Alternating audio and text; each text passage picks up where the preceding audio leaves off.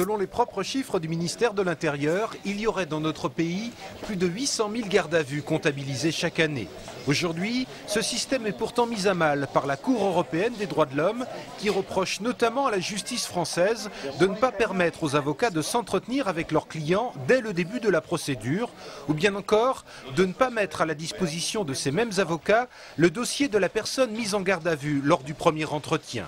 Il faut que les forces de l'ordre acceptent la présence de l'avocat. Il faut qu'ils comprennent que l'avocat est là pour assurer l'équilibre de la procédure pénale et non pas pour entraver les enquêtes, qui sont un petit peu les réactions qu'on a eues jusqu'à présent des syndicats de policiers. Les avocats français ont donc décidé de se tourner vers le gouvernement et lui demandent de modifier les textes. Il faut que le législateur intervienne tout simplement et qu'enfin dans ce pays, la loi prévoit un système de garde à vue qui doit rester exceptionnel, qui doit rester rare et non pas massif comme aujourd'hui, qui réserve, qui protège effectivement les droits de la défense tirés de la Convention européenne des droits de l'homme. Demain mardi, le gouvernement devrait présenter un projet de réforme devant le Sénat du système des gardes à vue en France.